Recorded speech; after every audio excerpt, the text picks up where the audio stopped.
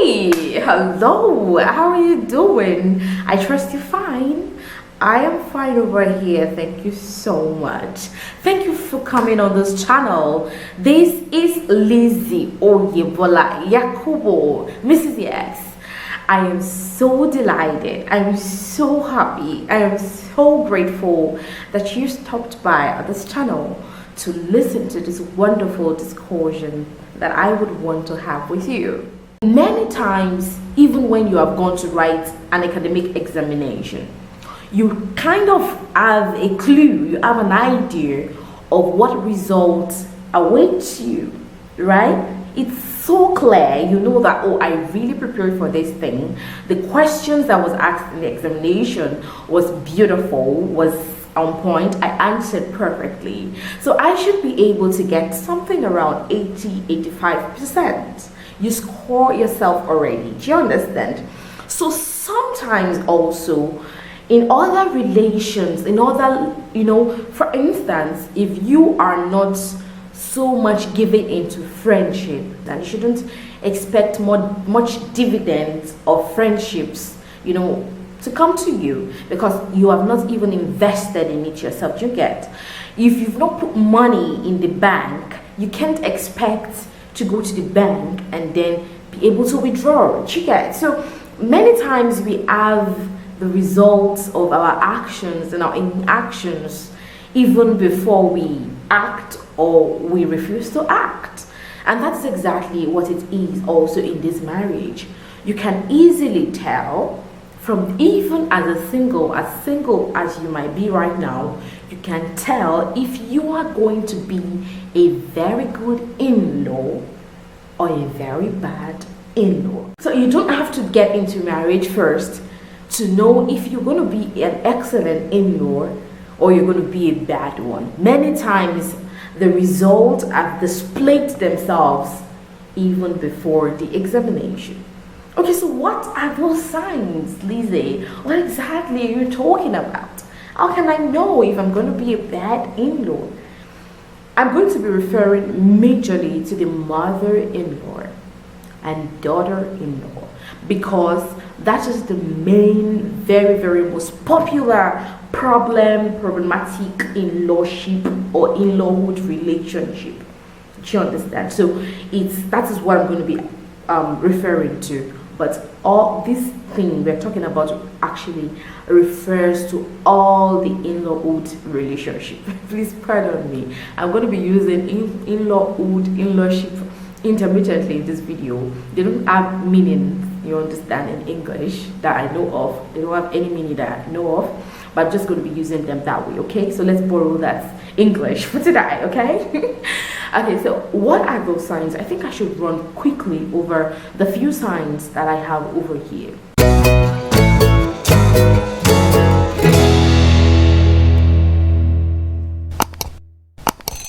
Number one, you are most likely going to be a bad daughter-in-law if you do not pray ahead about the family you are getting into. Many times we want to get married, but we only think about that guy, that lady we are getting married to. It's not like that. You are getting married to the man and every of the entirety, everything that person has, including his family. I think many times we throw away this fact. We are getting married to his family as well. So as you're praying for the will of God in marriage, you are expected to be praying concerning your in-laws as well. Do you understand? Father, prepare my in-laws for me. Father, give me this, give me that. Praying ahead of time will save you a whole lot. You have invested a whole lot in praise, that by the time your in-laws meet you, they just love you. No matter whatever they've had against you, everything melts away. They carry you in their arms and just takes care of you. like their own, of course that is who you are. So if you refuse to pray about it, you complain about it, you do every other thing about it, but you do not pray about it, of course, if you fail to pray, then you're going to pray later when you get into it. So most likely, if you fail to take that important part of your life and marriage seriously, you are headed for a rocky in-lawhood relationship. Number 2, you have never ever met any good mother-in-law. That's difficult, that's dangerous. You've never in your entire life met any good mother-in-law. In your church, you see bad mother-in-laws. You check the TV and the movies, examples of bad mothers-in-law. You listen to one person share whatever on Facebook or on the social media. Everything they keep talking about is how bad their mothers-in-law are. And you keep wondering, so all mothers-in-law are terrible? And that forms the basis of your belief already. You've never in your entire life met any good mother-in-law, neither do you desire to meet any good mother-in-law. Then you headed for it's going to be rocky, it's going to be bad, it's going to be very sandy for you. It's not going to be smooth. The future is already bleak, like it's already so bleak and dull in that area of your relationship with your in-law. Because I'm telling you that no matter how nice, how godly your mother-in-law could be, because of that opinion you have garnered everywhere, you are going to take every of our comments, every of our actions and inactions, every of our weaknesses and everything, you're going to take them so personally, and you're going to join the association of bad mother-in-law, daughter-in-law relationship club. I don't know if you understand. So if you have never met any good mother-in-law, then go search for a good mother-in-law. If you don't meet any good mother-in-law on earth, then go sit with your Bible. You're going to see good mother-in-law in your Bible. Sit with her and begin to learn from her and begin to pray, like claim that kind of a personality. I don't know if you understand. No matter how bad anybody can be, the Bible says if your ways please the Lord, it will make even your enemies to be at peace with you. You have to put this at the very back of your mind, because the future is waiting. Number 3, you might have a very bad in-lawship relationship if you are known, you are highly reputable for turning the backs of friends against one another. Wherever you go to, you have that wonderful reputation of turning backs friends against themselves. You go to A and say, if you see B is very bad. Oh. Then you listen to what A is saying, and then go and tell B. Ultimately, like in all sincerity, you've made yourself like a friend to A, a friend to B, but you turn the back of A and B against each other. If that is exactly what you want to carry into your future, into your marriage, you're going to have a very terrible, a rocky in-lawhood relationship. Because you might just be trying to let me try to please my mother-in-law, let me tell my mother-in-law the bad thing about my other second, because your mother-in-law might actually have other children that also have wives just like you know, you want to win her, you just try to like, oh, let me tell her about this particular person, or you want to tell another of the in-law about your mother-in-law, and you both begin to turn backs against, oh, you just created problems for yourself in that family. So if wherever you go to, in your hostels, in your school and community, in your family, you're very known for, oh, do you know that our sister did this? Do you know that our brother did this? Turn the backs of siblings against one another, the backs of parents against one another, the backs of neighbors and friends and families and classmates and roommates against one another. You will still repeat the same thing in marriage. Forget it, you will do. You will plan, you will do it. Even if it is not your fellow in-laws that you will turn your backs against one another. Your husband too. Oh, your mother, your mother, your mother, your mother, your mother, your mother. The future is waiting.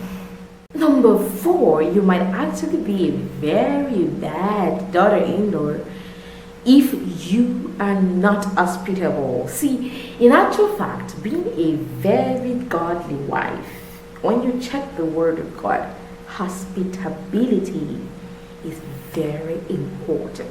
If you are not hospitable as a single, forget it. You cannot be hospitable as a married woman. And what is hospitability? Like being hospitable, being able to like accommodate others, being able to pull everyone to yourself, being able to attend to them. Oh, that's not my personality. What personality? When it's God's command, you've got to do it. You've got no choice. No, nobody comes here. Just me and my family. No other person. I don't want visitors here. I don't want this. I don't want that. Here you're not laying a very good example of a good family. And I'm telling you that the future is waiting. It's waiting. That in-lawhood, in-lawship, especially if your spouse has been so hospitable all his life, you suddenly come into his life and you say, I know they do hospitality again. Everything, stop. No more hospitality. You're going to have bad in-lawhood and in-lawship relationships. It's waiting for you there. You have it. And of course, why would you intentionally want to garner enemies against yourself? The enemies that even the witches and wizards have not given to you, you begin to gather them against yourself. So try as much as possible to work on those things now. Be hospitable. Learn to be hospitable. Learn to be hospitable. Learn to give, to pull people together. Learn to, anyone who comes to you, to visit you, should go back feeling so amazing. The person doesn't want to leave anymore because the person felt so warm at your reception. Even if you are poor, God forbid, even if it is only water you can give. Sometimes it is better to go to the house of some people that can only offer you water and gari than to visit the houses of people that slaughter cow every second. I hope you know, because the house of that gari person, very hospitable. May God make us wise women. Number 5, you lack tolerance. You are very, very intolerant.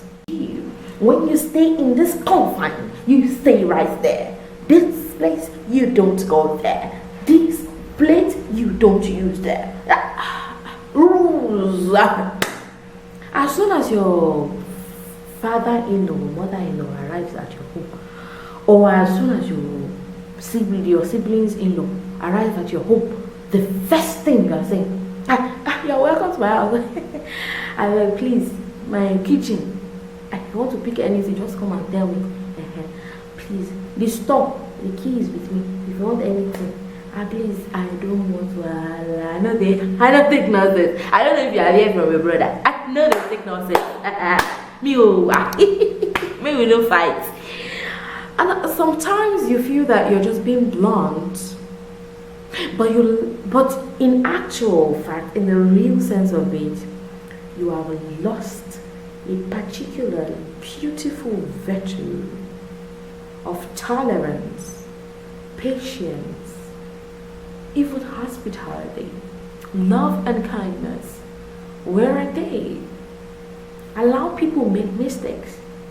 Don't be looking for the faults. Tolerate people. Please. If you can't do it now, you can't do it then. Or you would actually have to, you might have been able to learn it then, but you will learn it in a very sorry way. Why don't you practice tolerating people now?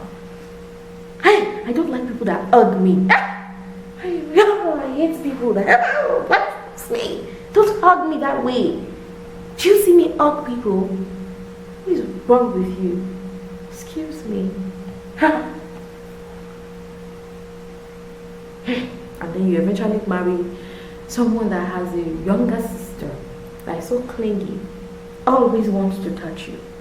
Excuse me, go away. Don't want you to hug me. Or something like that. Tolerance is very important. If you're going to be accepted, feel accepted by your in-laws, or if you're going to make yourself worthy of emulation for your husband's family. Very, very important. Number 6. You are highly confrontational and ready to fight. Highly confrontational. There is nobody you can confront. There is nobody you cannot fight. Okay, no problem. The future is waiting. It's waiting. Confrontational. You can confront anybody. And fight. You're ready to fight that person. It's wrong. Very wrong. Because all these things actually still boils down to lack of the fruit of the Spirit. See, the fruit of the Spirit breaks us. Just check through all the fruit, like the fruit of the Spirit. Just check through them. You will understand that there are things that will leave you almost like sheep, very meek and lowly and kind and so childlike. You will become so, oh my God, Jesus-like. You will be like Jesus. Because when you're confrontational, excuse me, who did this one? Or sometimes you might not even face the person, but you're complaining. Hey, that is how somebody will put this thing on this place. But hey, some people, who are those people? The only person you have in your house, different from your husband and your child or your children, is your mother-in-law, or your sister-in-law, or your brother-in-law. So who are you trying to talk to? You're not even presenting yourself as a Christian, as godly. So it's difficult. It's difficult to accept you as an in-law. In actual fact, you have presented yourself as somebody that cannot. Everyone becomes so careful around you. You like that? Can you see your future already? If you have all these characteristics, can you see the future already? All these things have to go if you want to enjoy a very good in-lawship relationship. Number 7, you are so competitive and selfish. That's why, one of the main, if someone comes to me and says, Lizzy, how do you think I can be a very beautiful, godly wife in this generation? My advice would be, hey sister, be broken before you get there.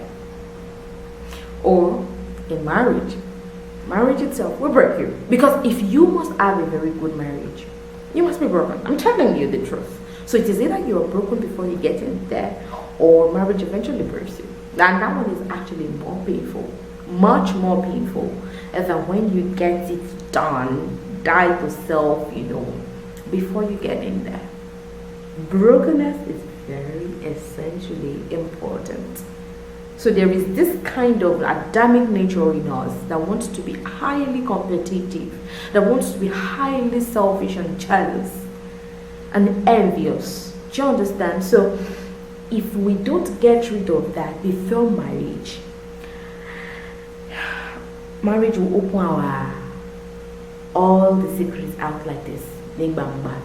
in the open, it will be very obvious to all to see that we are so competitive, jealous, envious, and selfish.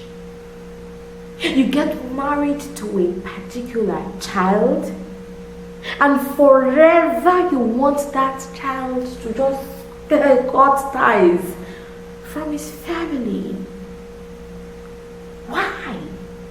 You don't even want to see the person on calls because his family or his friends. You have that pain in you. And then, if he talks to his family, it becomes mama's boy. I remember there was a show I was seeing one of these days, and this girl was just talking, my husband is responsible, he's just a mama's boy, he's just a mama's boy. And the judge was like, hey boy, are you a mama's boy? And he said, yes, I am a mama's boy. And everyone was applauding him for that. If there is anything you want to insult someone for, don't insult someone as a mama's boy. No matter what it is, if indeed the person is being controlled by his mom, pray about it. Pray about it. But don't call any slight relationship the person is trying to have with his family members, where he came out from, before he chose you, before he loved you. I don't know if you get what I'm trying to say. Don't be selfish. Don't try to steal that person away only for me. I think you must have seen families like that. Immediately that woman gets in there, she shuts the door. Highly competitive. Any small communication the person has with his family members, the person goes AWOL or suspicious. Oh. No, the future is waiting. If you don't correct it now, you correct it there, or you might not even have the chance because things might have just before you know it. Number 8, you are not a giver, and you're not a giver actually means you're not a lover, because if you love, you will give. You'll give so much that. See, let me tell you something. All these things I'm talking about, you're not just doing them in the physical, you're doing them in the spiritual. There is this law that God has set down. If you give, you must receive. Now, let me tell you something. If you give to a white man, it must not be that white man that will pay you back. It might be another black man or a green man or a white man or a yellow man from somewhere that you don't even know. But give. It will be given back to you in a very good measure. It will be pressed down. They will shake it together. It will not run over. That's how it will be. But give. Not because of today, not because of anything, but because it shows how so generous and loving you are. Don't hoard things to yourself. Don't hoard it. Oh, I don't even have enough for my family. That little you have, please give. Especially to your in-laws, who are very important. I'm telling you the truth. As you have little like this, hello, it's not compulsory you even tell your husband. I'm telling you. Sometimes just go and surprise his family. Just give. If you're not a giver now, you don't even know how to give. You don't have, but you are buying iPhone, you are buying this, you are buying that, you are buying that for yourself. That's how you will not have also in marriage. Even though you are earning so much, you will still have, because you have so much to buy, so much on your list to buy that you cannot even remember your husband's family. My sisters, sister to sister, give. In actual fact, pray for love. Pray for the spirit of giving, because many times later in the future, you just see your children meeting helpers that they do not even know. They might even be in another country where you are not. You will just see, they will just be expressing, open doors, open doors, open doors. And you'll be like, what happened? Then some of them that have spiritual understanding, some people will say, your parents must have really done something good that you are harvesting now. Give. If you don't know how to give now, learn it.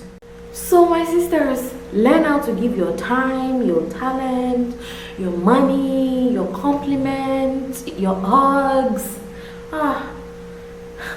You can even tame a demon. You can tame a demon with giving. I'm telling you the truth. So what are you talking about? Please give. Learn to give. Even if it's a hug. You're looking so beautiful. Hey, now my mama is this. Even if it is a nickname, fine nicknames, you they give. This thing just could spark the head of the. I pray, may God give us wisdom.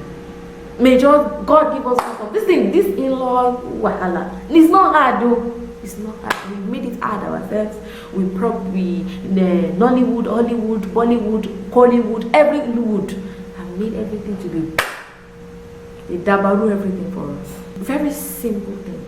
Very simple logic. God help us. We are going to be a very bad daughter-in-law, son-in-law, brother-in-law, whoever in-law you are. If you do not even have regard for your own parents, you have no regard for anybody in this life. Like, you have nobody that can call you to order. I'm going to have a very bad in-lawship.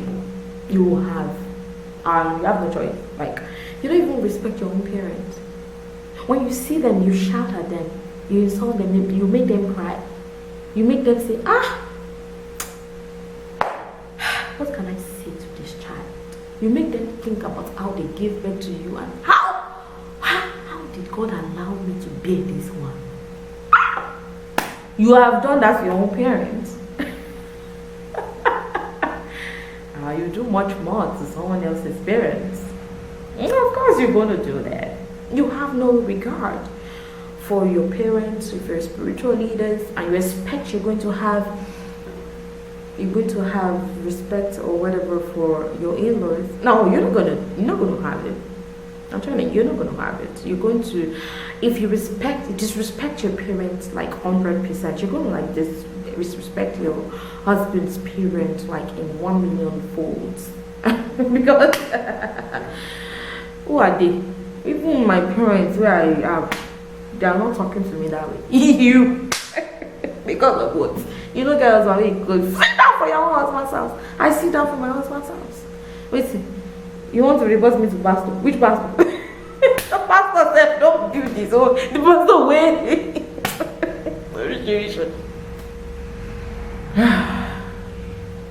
Sisters, if you don't have regard for your parents or family members, you have no one you're responsible to, or you have no one that can call you to order, you are definitely going to have a bad in-lawship.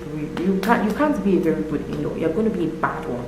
I'm telling you. No matter the reason for which you hate your family members or your parents, you're going to definitely have much more reasons to hate your spouse's parents as well.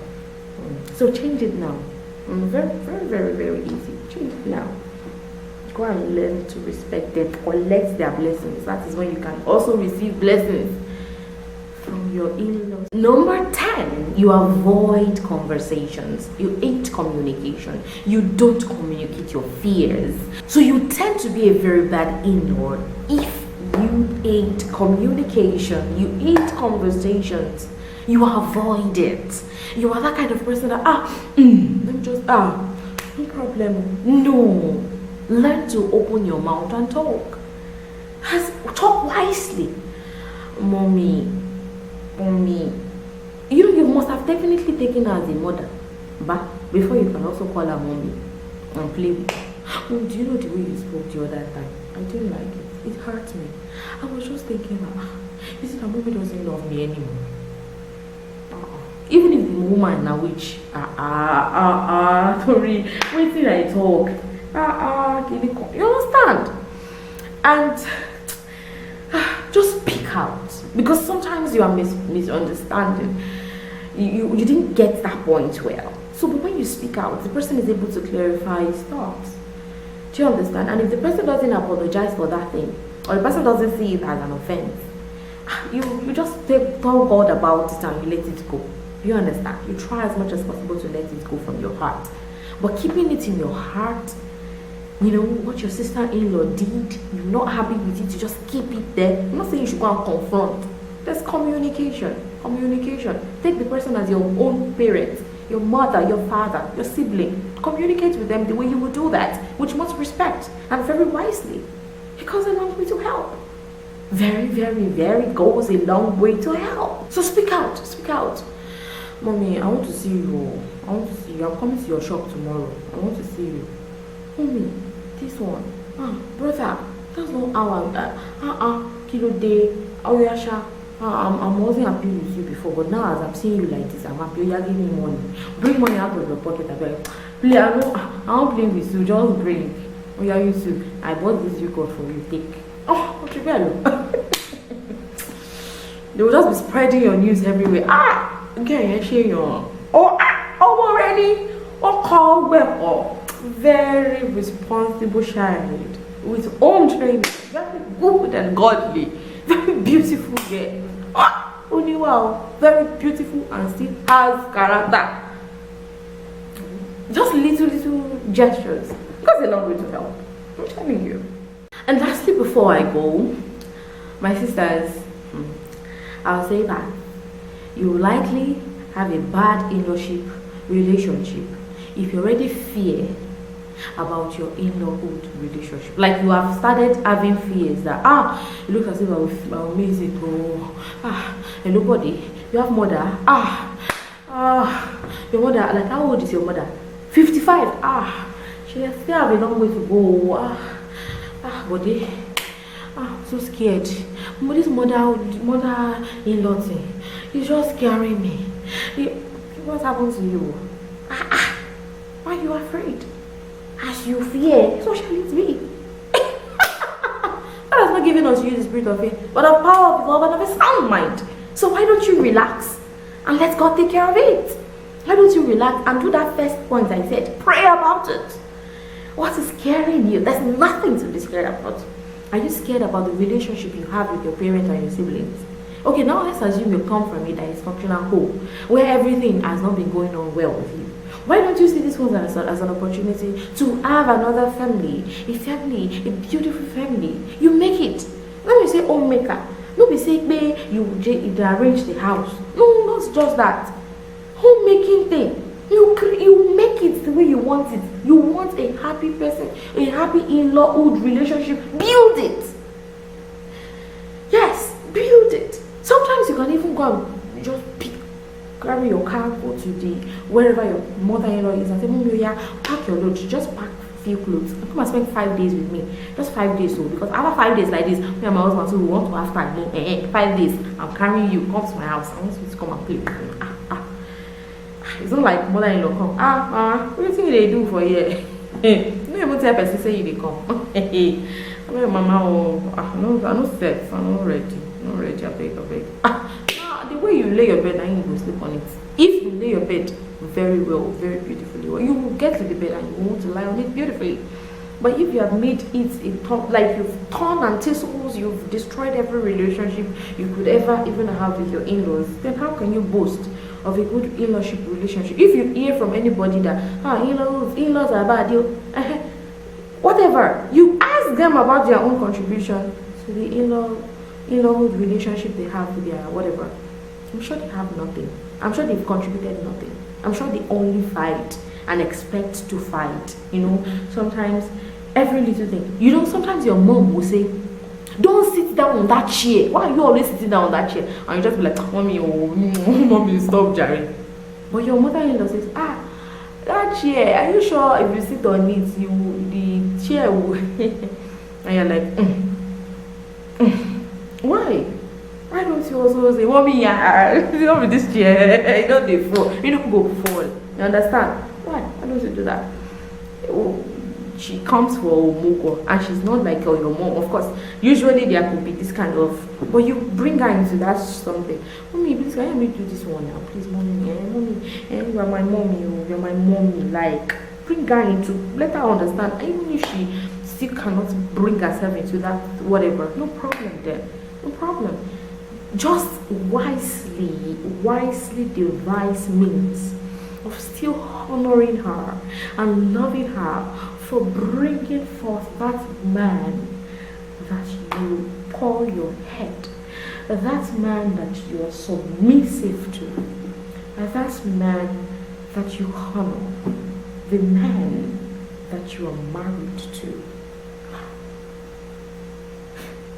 There is no man that will be so happy to see his lovely wife not like his family, no matter how much he makes it feel. Even if it says, yeah, I don't even know why my mom does that. Not from the person's mind. Even if the person has issues with his parent, you make it wonderful. You will see that man, when he wants to talk about you, they go, that woman, this woman, I don't understand that kind. She repairs things. She's a repairer of bridges. She lays foundation. She will just begin to talk about you like that. So I think with this few points of mine, I've been able to convince you that some of the things you're doing in your life right now might actually be preparing you for your rocky, sandy, terrible, in-lawhood relationship in the future.